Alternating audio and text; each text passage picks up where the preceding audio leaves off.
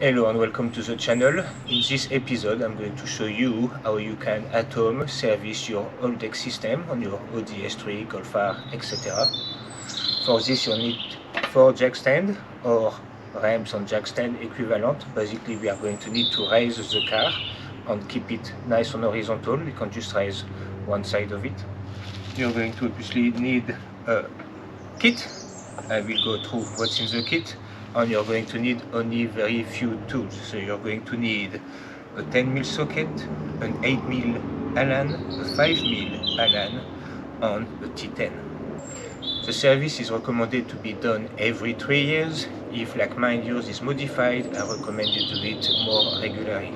The reason I'm doing it on mine, I still haven't done it, and the Note 260 is not that great, and basically it's suspected that the all-wheel drive system is not that clean, so essentially you don't really send much power to the back, which means your front wheel spin more. Anyway, let's go see what's in the kit. Here is the kit quickly. So we've got the fluid we are going to change, a syringe to help us put the fluid in, a couple of seals for a water pump, not water pump, for the pump, and then basically we've got fresh. So here that's inlet, outlet, and then the 2 bolts holding the pump. I'll put a link in the description to the kit and any of the tools as well in case you need them. So now let's put the car up in the air. Alright, so once your car is up in the air, your Haldex system is basically on the rear axle and roughly in the middle. On mine I find it easier to just go from underneath basically. Alright, let's go there and I'll show you what's going on there. We are looking at what we need here. So our pump is here, it plugs into that controller.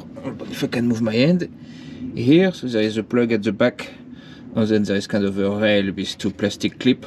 That'll probably be what's going to be the most painful of the job, is taking it out and then putting it back in. And then our drain plug is this one, our 8mm. So I can't point to it properly, my car is not that high.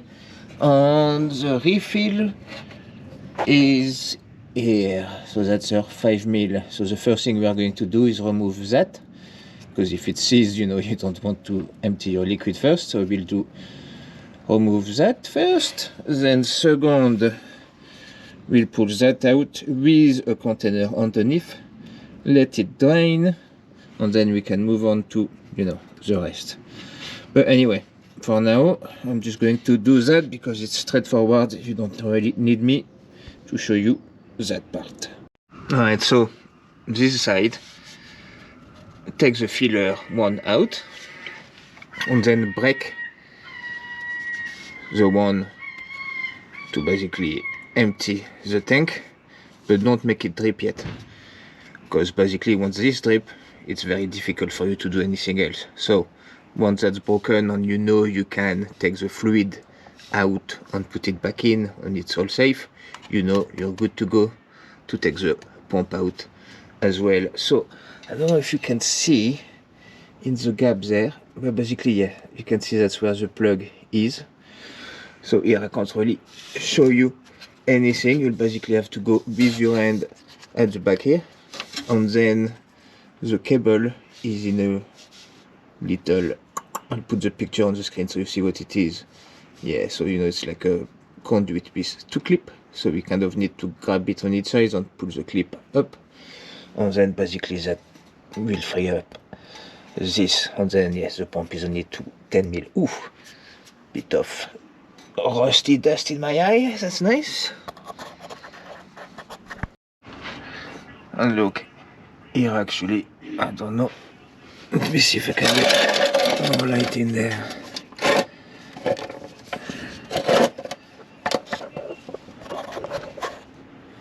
But yeah, here you can see the cable at the end there. Let's get into the conduit.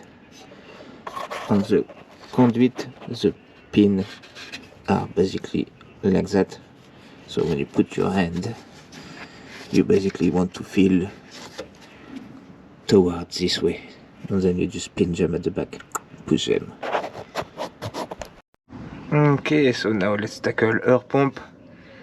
10mm socket on that side, 10mm socket on the other side. And then careful, when we take it out, there will be a bunch of crabs that's going to fall down again. And yeah, let's see what that filter look like.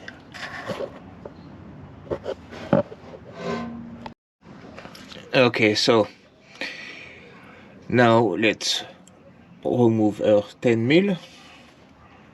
In theory, if you want to, you can unplug it and then pull it all out, and yeah, take the whole unit out if you want to give it a clean on the outside, or you don't feel confident working underneath the car. But normally, once you've loosened that rail that holds the cable, you should have enough play to be able to pull the pump out and service it underneath the car.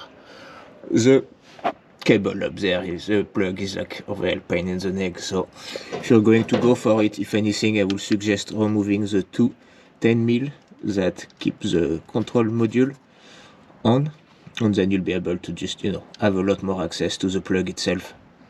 Anyway, 10mm, I'll see you when I've loosened them up, and then we can see how much gunk is in that pump. And here we go, that's our filter here, and we've got light again. And yeah, I don't know if you'll be able to tell, but hold on, if I do this, light management here, and I hold that, I can show you. I also need to clean the inside here. It's basically as the mank, so as the mank collect that the filter stop going through the system. So before you take your filter out, wipe out the metal surface around. It's just that way when the filter is out, we don't have any crap make it its way in there, basically. Right, don't lose those two screws because there isn't a spare one with the kit. So when we've got them out, the filter should just come out. And there we go, look at that. There we go, got our little filter out. So obviously the gunk is on there. So mouth map, intake, EGR cleaner, whatever. Spray it from that side, not too close. You don't want to blow the screen. Clean up the back, and then we'll go back underneath the car, put the filter back on, and clean up the housing. Alright, that's a lot better. Not perfect, but yeah, still quite an improvement. I'm pretty sure you can probably just buy that part and replace it. Probably what I will do next time. Alright, our filter is back on. Now I'm going to extract the ring, put the new one on. So basically just flathead screwdriver, be gentle, pull it out. Remember, we've got filter here, so what I'm going to do is actually pull them here. That way basically the screwdriver allow me to protect the filter. You don't want the bend to pass onto that. And basically, yeah, just reverse, put the fresh one on. The fresh one, get a bit of the, not this liquid, but the fresh one, just to lube them up a little bit. Anyway, I'll see you when I've done that, but essentially from this point on, and this is just putting the ring back, putting the stuff back, get the new bolt that we got, put them both in, and then yeah, put a little plastic back at the top for our cable. But yeah, you don't have to bother with the plug. If you got the same kit, you can't really get it wrong. Look, they're nicely packaged. They tell you which ring, smaller ring here, like the one here, and then the large one at the back. There you go. So now we are going to clean up our housing. And look, if you use the heat shield there, you can actually erase the pump, and it's nice and out of the way. And you can just focus on cleaning that gunk up. There we go. Look at that. And the housing as well. Much cleaner. Alright, let's put that pump back on. Alright, so we take our new drain plug and put it back on. And then we torque it up if you have a torque wrench to the setting you've got on the screen. And I'm going to use my other hand. And here we go, it's going in. So, to fill it up, put the tube on the syringe and basically, put the syringe in, suck it in, and then put it on the side, which is what we are going to do now. Put it from the side, push in, and basically you want to put... We just fill it up until it starts pouring out. Then we will let it drip a bit, close it, and then we basically need to run the car and use AWD 11 to cycle the pump, and then we can check the level again. So basically we'll reopen the side. If it doesn't drip, we'll add a little bit more.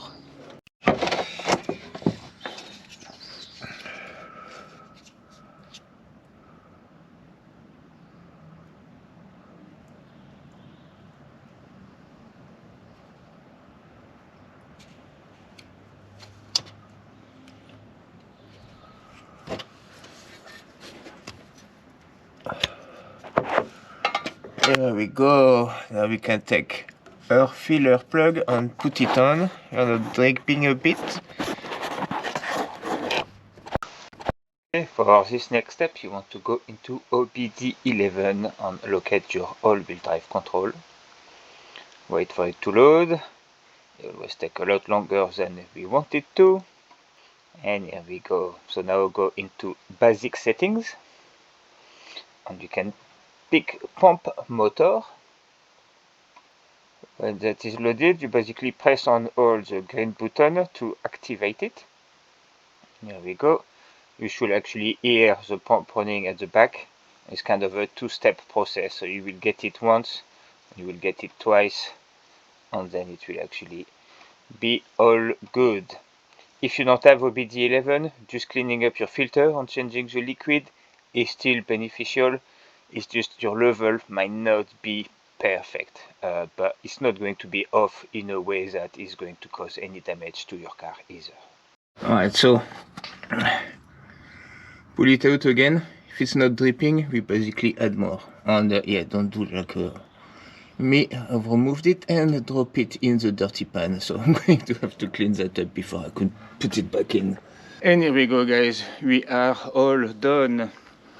So yeah, pretty easy job really. I mean, it depends how much room you've got underneath the car. Bit of a struggle to put it on all four. And yeah, I got told off because to do the job, and I've got it in recording, I ran my car for 6 minutes. That's right. So I'm an asshole for that. I should have went to a workshop, drove a lot more, produce more CO2 rather than stay on the drive and run my car for 6 minutes. Most neighbors actually love me, but you know, you can't please everybody, and you always have some people that are hate is in their heart more than anything. But anyway, bye.